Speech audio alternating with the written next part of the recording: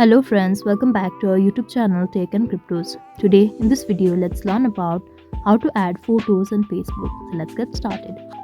At first let's get into Facebook app.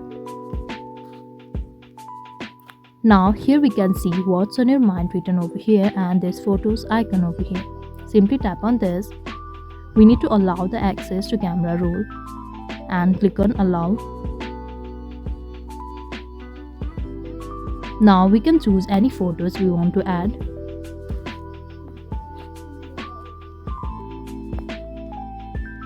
And choose your audience and click on done.